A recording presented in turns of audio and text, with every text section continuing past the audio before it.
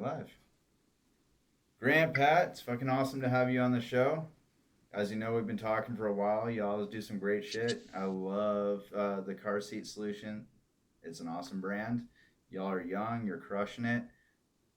Obviously, that's why I'm interviewing you. When I was your age, let's see, what was I doing? I was drinking. I was smoking. I was fat as fuck. Pretty much a drain on society. Trying to live that frat boy life. So I gotta know, man. Like, what's your background? What made you who you are today? Because obviously you're outside the norm for kids your age, right? I'd say kids, but you're 20 something. But that's a kid to me because I'm old. So tell me, what's the background? I would say for myself, I just worked a ton of jobs, saw Grant doing some entrepreneurship stuff, and got kind of inspired by him, and then reached out. What were you doing, Grant? What was the entrepreneur stuff?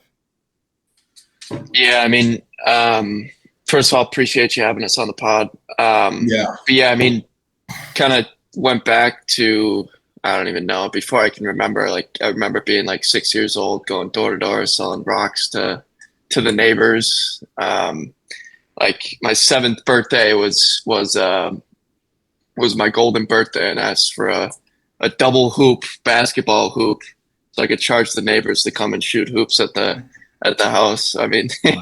It dates back. I was like 12, 13. I tried a product on Amazon, like a baby pacifier deal. Didn't really work. I didn't really rank. I didn't have the right I partners. do remember that too. I was rapping them for Grant, and I was calling Grant when we were 12, like, let's hang out. And he was like, nope, I'm working. It was just kind of funny. There I was wasn't like, any dude, we can riding work bikes the back rest then. of It our was all about lives. the hustle. Yeah. I Yeah, was Yeah, like, we're 12, we can work the rest of our lives, but he was committed. yeah. That's yeah. awesome, We man. we we got a family business, and that was kind of, if you're young enough to work, you were working. So summers, after schools, a little bit, we go and help out. It's a CNC machine shop. What's So a CNC a little machine bit shop for what people don't know? basically, yeah. You take a big bar of steel, chop it up, and turn it into this really precise piece of metal that might go into a gun, might go into a 3D printer, might go into somebody's back. Wide variety of deals, but all the measurements are extremely precise, down to 1/10 of the width of a hair. So that's what machine shops do. That's cool, but that's what kind of gave you your background. Like your family works all the time, so you were working all the time, and you're like, shit, I don't want to do what my family does. What am I going to do for myself? Then Pat sees you doing, he's like, shit, I got to get on board with Grant. And that's pretty much how it ended up. Well, we had done Yeah, actually pretty some much. door-to-door sales together in the past too. Okay. We sold garbage contracts door to door, um, and we did really well with it. And then Grant went on to sell door to door roofs too. But I really liked like the sales experience and that stuff. And that was like, get paid for what you do, and you could go out and work as much as you want and make a ton of money if you were good at it. Yeah, So sales is the number one way to make money. But when your age, and especially when you were younger, right? Your biggest fear is rejection, right? And even when you're my age, your biggest fear is rejection. Like, did that not phase you at all? You're walking up to a door, get slammed in your face.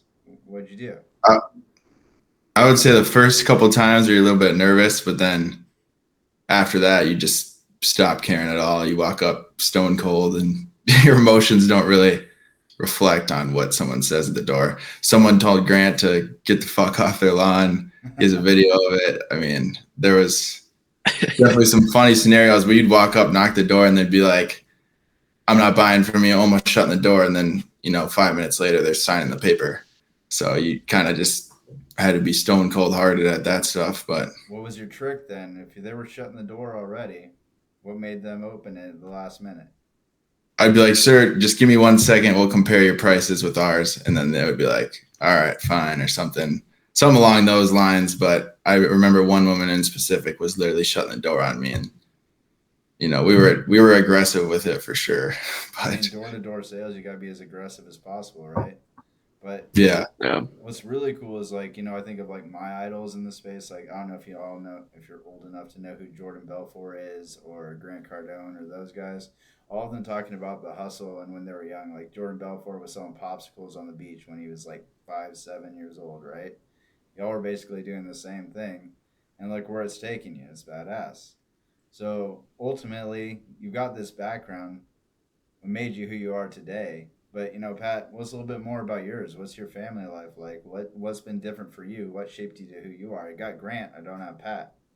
It was pretty normal growing up. I'd say played a lot of sports, and football was definitely a big thing for me. So a lot of discipline came through that, and like training for that all the time, and running. And but then when I got into college, I really got into running, and that kind of gave me, I'm sure, as you know, with CrossFit, like it gives you that confidence. Once you start running and you can do hard things, that you can, there's really so much more out there. And then after I started running, I was like, all right, well, I want to get into this business stuff. And I had a lot more confidence because I knew I could, get through the adversity, and I'd been through, a little bit of that pain.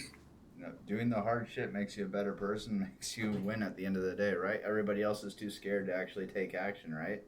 So, Yeah. so what led? You got the pacifier thing, you got the family business thing, you got the sports thing. So, what led to you start the brand? What was the inspiration? What made that happen? Yeah. So I mean, there was kind of there's been two iterations of where the business came from. So it started. I was like a junior in high school. Started a company called Pawlak Interiors where I just wanted to make an extra $100 a day just to quit working at the family business. I was working from like 3 p.m. to 1 a.m. making $100 a day. It just kind of sucked ass. So I started flipping seat covers. I bought them on Amazon, sold them on Facebook Marketplace. Did that for like a couple weeks. Started to die down, and then I added a professional installation onto it for an extra $50, and that's when it started to take off on Facebook Marketplace. So I did that locally, got a little installer here that would just do it on a part-time basis. And then my grandpa lives in Vegas, so I shipped some covers from China to my grandpa's house, loaded up a bunch of installs locally there. Did that. I'd go out there on like, Christmas break or spring break, while I'm still in school. I don't know, every time I went out there, it was about 6 to 10 grand in a week and a half. So not bad for whatever high school, college kid. Did that same thing in Florida. My aunt has a place there, but overall, the business strategy was just very part time for the installers, and it wasn't all that scalable with my marketing tactics. So when I went back to college, started at this point, we had a lot of hail that came through Minnesota, and I got an opportunity to sell roofs, and I ended up selling like 1.5 million that summer, and that just kind of opened my mind up to the possibilities of getting into 7 figures plus, and that's when Pat kind of came to me.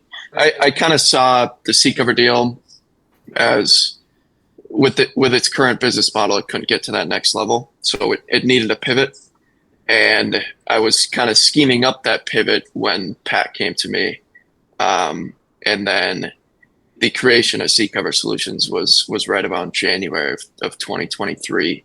But that's when Pat and I decided, like, all right, we're gonna figure out how to take this thing to the next level. And that was when I don't know why we just picked Vegas, but we're like, Yeah. okay, let's just book a flight to Vegas. Let's just go out there and just start talking to people, see what deals we can strike up. So we flew down to Vegas, stayed at my grandpa's house, and installed at this point, I kind of installed on hundreds of vehicles. I knew what people wanted. I knew what people didn't want.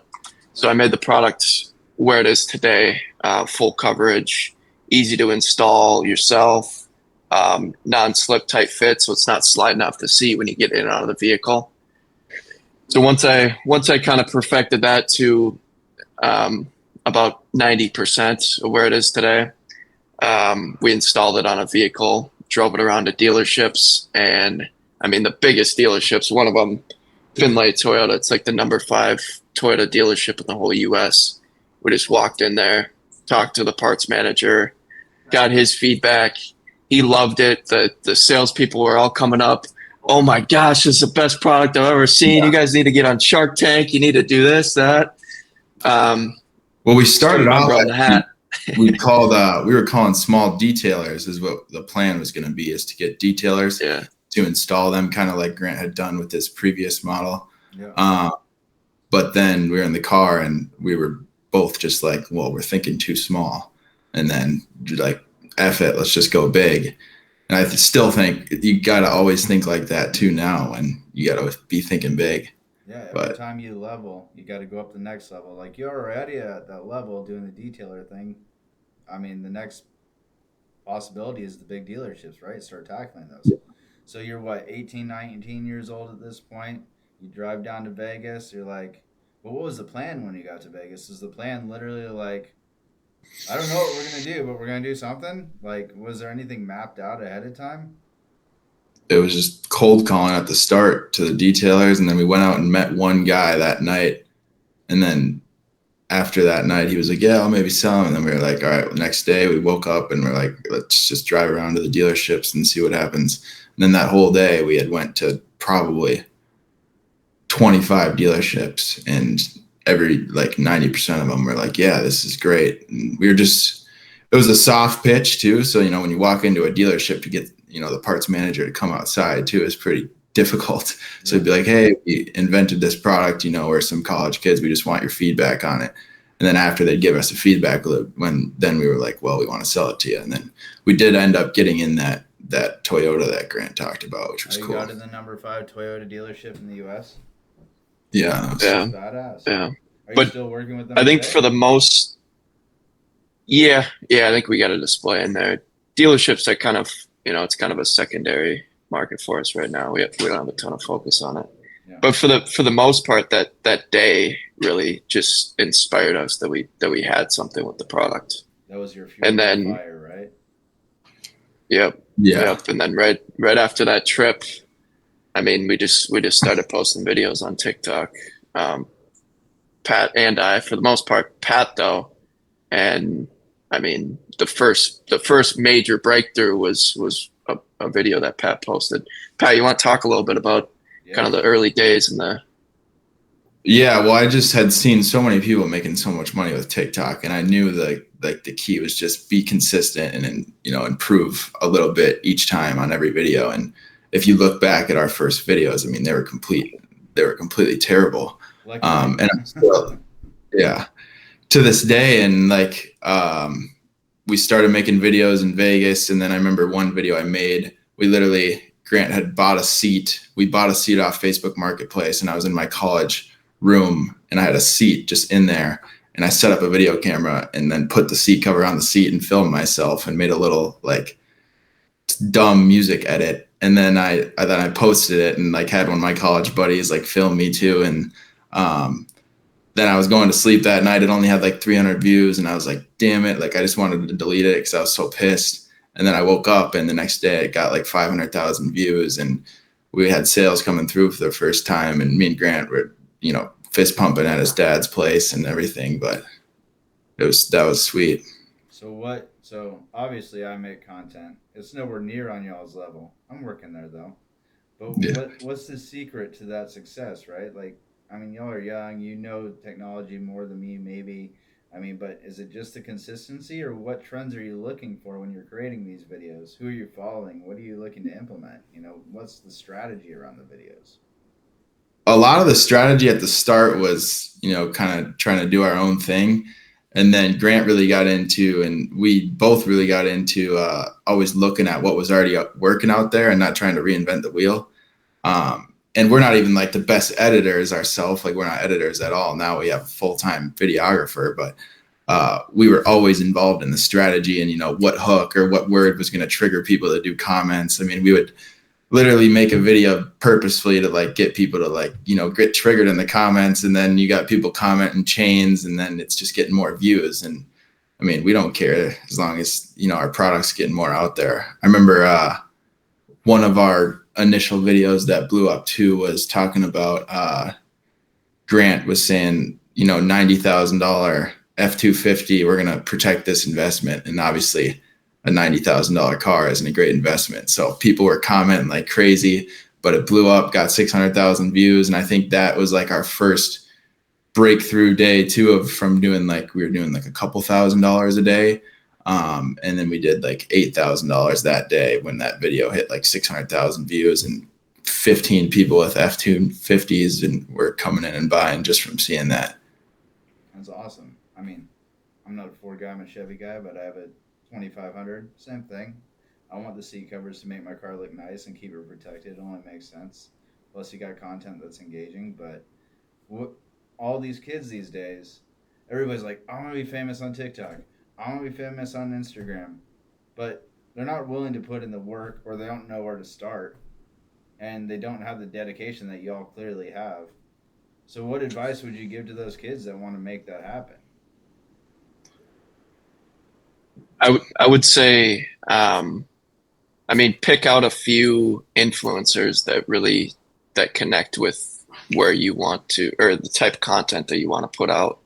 And I would say kind of build your brand with your own personal touch, but kind of model it around what's working in the environment. If you have, we just did it yesterday. I mean, there was a video that popped, and we kind of took basically the fundamentals of what made that video pop, and we replicated it, put our own little spin on it, and sure enough, our video popped just like that. And so, I mean, yeah, if somebody's looking to start a channel, start an account, I'd definitely say look what's out there, and look what's working. Put your And own personal post spin. like crazy too. We were posting 4 times a day for months. I mean, you can't post 2 times a week and expect. I mean, if we're posting 4 times a day, we're doing 28 videos a week. If you're posting 2 times a week, you're getting 8 videos a month. So volume was a big thing too. One thing that stood out to me about what you said, Grant, was knowing who you are and who you want to be and who you want to be like, right? Well, when you're a kid, all you want to be is like somebody else. So how do you find out who you are? Because you're kind of building that roadmap. Sounds like you already knew, but that's uncommon. So how did you already know who you are and what you wanted to be before you even started? Yeah, I guess that's a tough question, honestly. I feel like I always just kind of looked up to pops and want to be a business owner myself. So I was kind of always on that mindset. So it's just raw ambition, raw. My dad's doing this. I'm gonna do better. I want to be just like him. Go to the next level. That's pretty much the mindset. And it sounds like it was locked in at an early age, so it wasn't really an issue for you. You're just gonna go get it. But for you, Pat, same question. Like, how do you know who you are? Shit, I didn't know who I was till I was like 30. So it's like, Yeah, I don't know. I think I really found out through doing all that hard stuff in college too. I was when we were first starting the business, running, working at the airport, going to school, and then doing the business stuff till midnight with Grant, and sleeping, 3 hours a night for probably a couple months there. But I mean, I don't want people to feel sorry. Like I loved doing that because it was so fun when you have that energy at the start of the business. But I feel like just doing hard stuff kind of really helped me because I was a little bit lazier in high school. And then when I got into college, I kind of got, I wanted to get more disciplined. So that kind of helped a ton, was just doing a bunch of hard stuff. okay. Well, let's talk about that. This is something, I have kids your age, just so you know. So I'm having these conversations and thoughts. Right now, are y'all in college? Drop dropouts. Garage. Okay. Would you ever recommend a kid to go to college, knowing what you know now? Depends on the kid, I'd say. Depends on the kid and the career path that you want to take, I would say. Yeah, I can agree with that. Like, if you want to be a doctor, obviously you gotta Yeah. you gotta go to school. If you want to be a lawyer, obviously you gotta go to school. pretty much anything else that isn't technical, is there really a rhyme or a reason to it? Like, fuck, I have a degree in history and anthropology. What does that do for me? And just put me in 70 grand of debt. Thankfully, I've paid that off. But I mean, it's like, is there any benefit that y'all get out of it at this age besides the social aspect? I think, I mean, there's, I went to the U of M Carlson School of Business, which, I mean, is a pretty solid school for their business program. And they have this I core, which they make sophomores take. So you're taking your finance, supply chain, um, strategy classes. I feel like those classes I've used a decent amount. Mm-hmm. But in terms of all the classes that are, I mean, biology, chemistry, whatever, all these BS classes are just complete waste of time and money.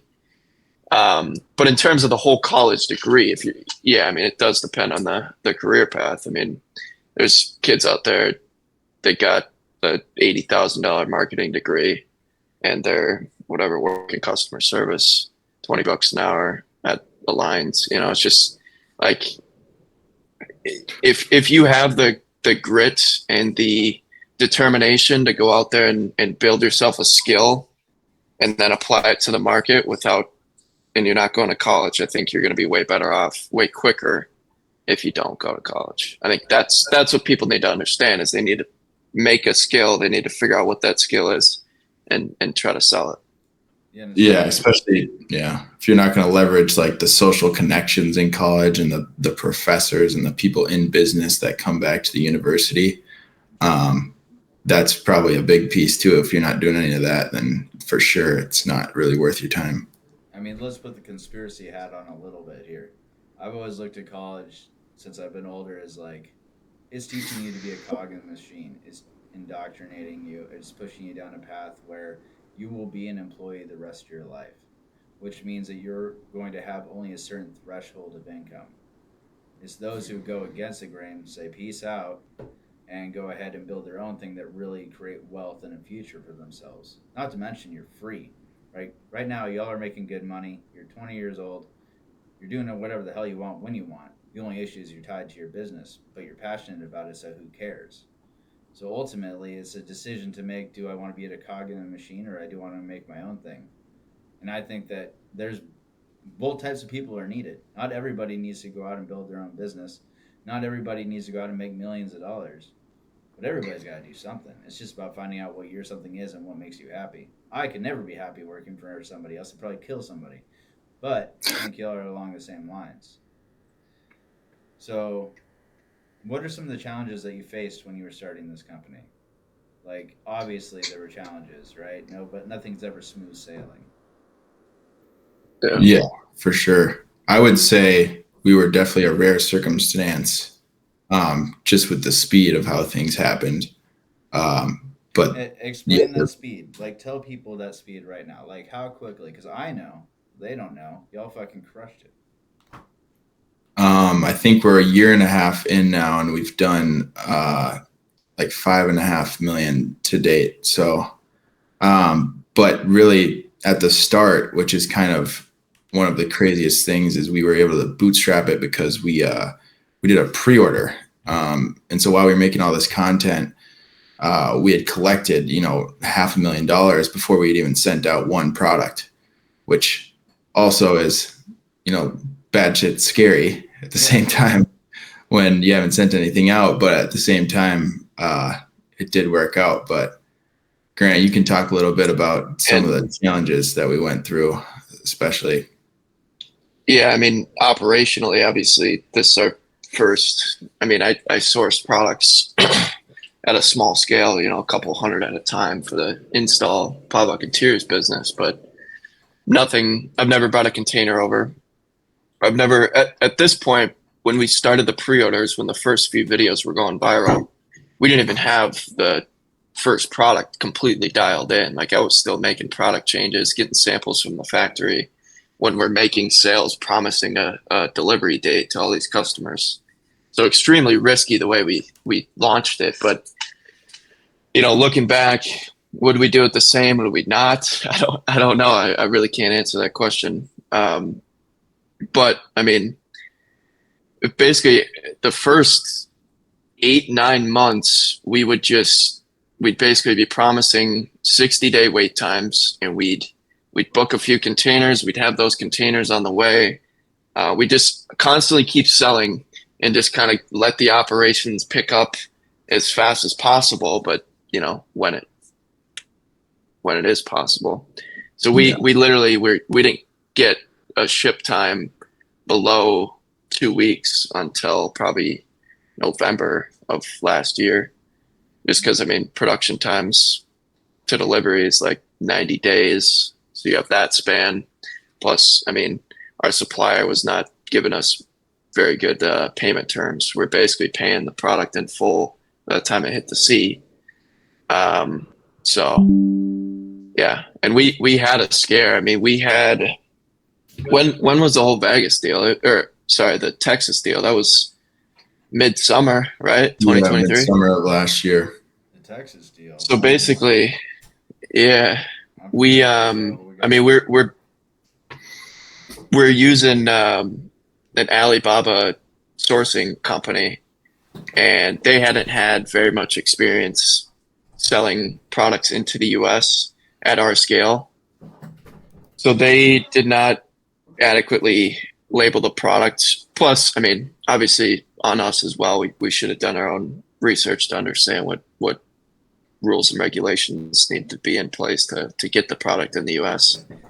So definitely fault on both sides. But basically, the product wasn't labeled with the contents and the country of origin. So we had 3 containers, all pre-sold, get stopped at customs in Texas. So 2 of the containers had like 800 pieces in each, and then 1 container was all like headrests and miscellaneous pieces that we needed. So there was 17,000 different pieces in this third container. For whatever reason, they let the 2 containers go. I think the Chinese company paid them off or something. But this last container, customs was forcing us to go through and label every single item in this container. I think you guys you'll see it in the hype video. But we had them back up the container and kind of connect us up with a new semi, and we were sitting there labeling all 17,000 pieces. We flew down there with like 5 of us, stayed at an Airbnb, and we did one day of it. It was mid Texas, and Duke, you were down in Texas last summer. There was heat warnings going like crazy. It was over 100 degrees, that's humid every as Texas hell. summer. Yeah. Is it? Yeah. So I mean, midsummer, we, I mean, I was scared that one of our guys was just gonna collapse and just be done. Yeah. So Yeah. we did one day of that, and we knew we had to figure out a different plan. We ended up getting like a separate warehouse that ended up finishing it for us for whatever 10 grand or so. But extremely scary because of the delays. I mean, all this product was pre-ordered at 60-day wait time, and we had to back them up an extra 30 or 3 weeks. So we Yeah, I get think it was cancellations twice. left and right. And We had to tell yeah, customers to, back things up. And at that point, we had, a bunch of people canceling. It's definitely a scary time because we didn't know if, those containers were going to get, just seized by customs or, on the other hand, we had all of our customers, canceling their orders. So it was a lot of damage control, which, we were super transparent about it, which I think that helped as we were a young company. We took pictures of the stuff at customs. We said it's there. We said we're going down there right now. So there was a lot of damage control there, but it was definitely a super scary time. And But you all pulled out of it, right? Did you make yeah, money at the end of it, or was it a wash?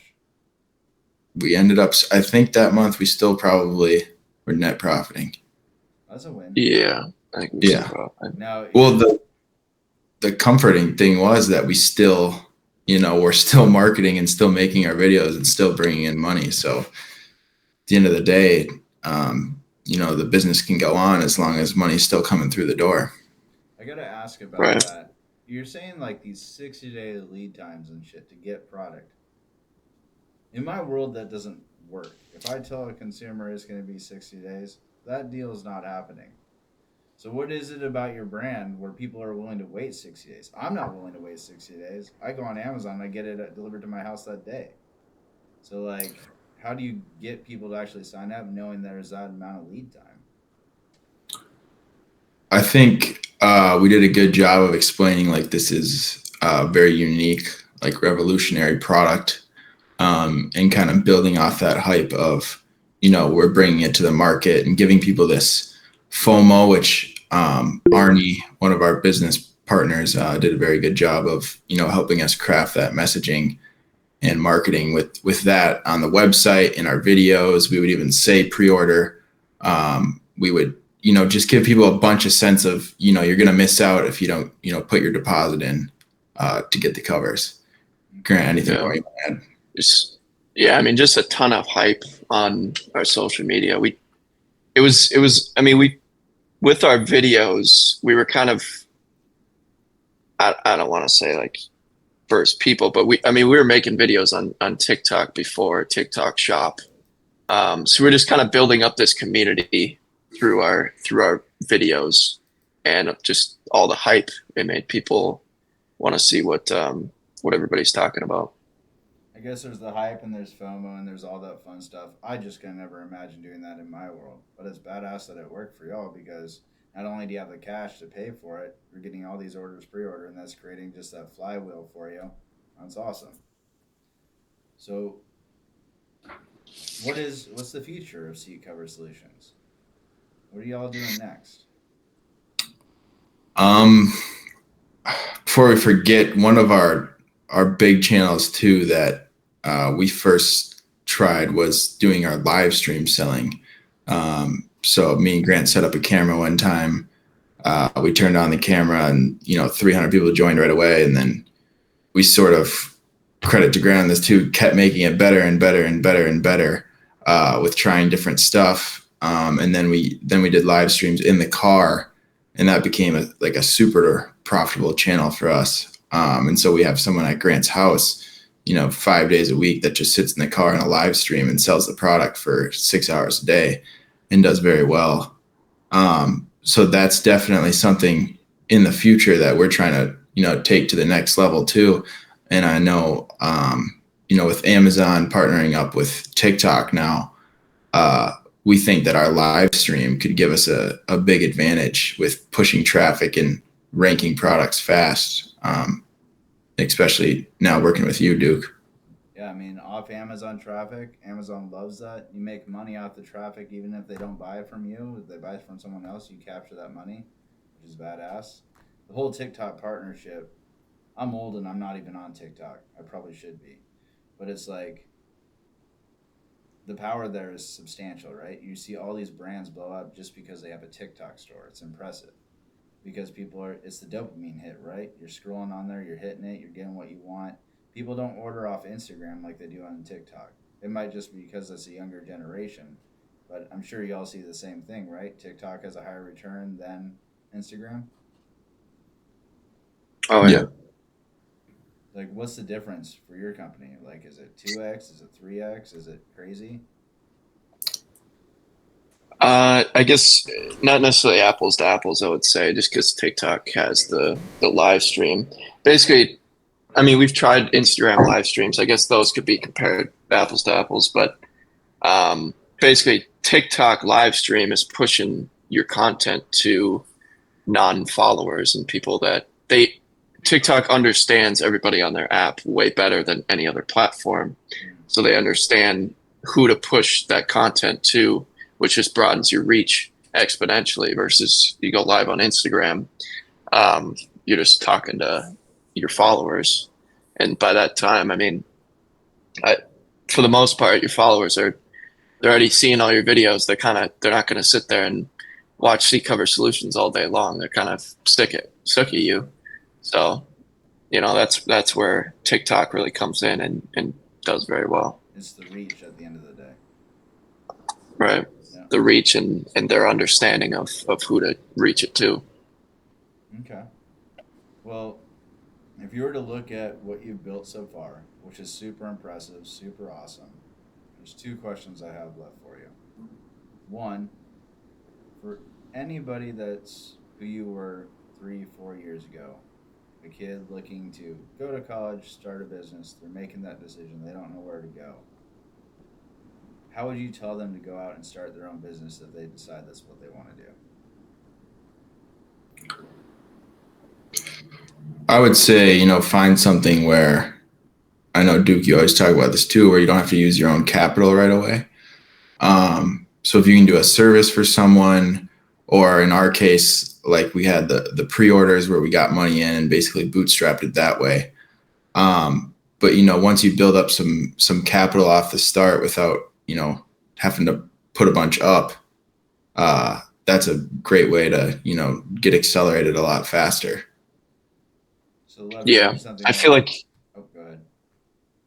yeah, I was just going to kind of build on the first thing that Pat said. I feel like if you can figure out a skill that you can do, I think a service is probably the easiest way to get in somewhere and just kind of soak up as much knowledge as you can to kind of get an understanding of where there might be opportunity in the market. But how do they pick what they want to do, right? You're talking about a service, right? But how do you identify what service is going to work? Where do I lean into? Like, y'all pick seat covers for some reason. Why did you pick that? And what made you help? What helped you make that decision to pick that route? Because like I would never sell seat covers; it wouldn't even come to mind. You know. Yeah, I mean, seat cover specifically, I mean, fair amount of passion around automotive and vehicles. It's just a cool industry to be in. I mean, we'll be going to SEMA. Um, and I mean, just the whole industry is a cool industry. But honestly, I didn't even think of that before we got into it. For the most part, it was just kind of um, You thought it. I just saw an opportunity. What's it called? I saw an opportunity between the Amazon listing, the price difference between Amazon and Facebook Marketplace, and I saw an opportunity for arbitrage. Is what I was thinking of between there. So it's more about finding the opportunity than anything else. It sounds like you're passionate about it, which is a benefit, right? But like seeking the opportunity is really what you're looking for. What opportunity is in front Right. of you that you can capitalize on that no one else is noticing? Yeah. Yeah. Okay. Part of that too is, why I said the service thing is we started our marketing company using the same strategies that, blew up our seat cover company. And the income that we got from, the marketing company was, straight cash in our pocket right away, and something we weren't used to. But we had already had that skill. And I definitely am a big proponent of, and I know Grant is too, which is paying for knowledge, from the right people. If you could find that, that mentor, that advisor, and, just get a few hours of their time, it's extremely valuable because it can help you, skip 10 years of mistakes that they had made, and really get accelerated right away. So do you both have mentors and advisors that you lead into on a regular basis? Yeah. Yeah. Yeah, tons, I would say. And how did you find them? Just Pat, you constantly. want to talk about your? Yeah, I mean, the guy that we meet with an advisor on a weekly basis, met him through University of Minnesota, kind of entrepreneurial avenues at the University of Minnesota. And then Pat, you should talk about your that new platform that been meeting with off of. It's a very cool platform.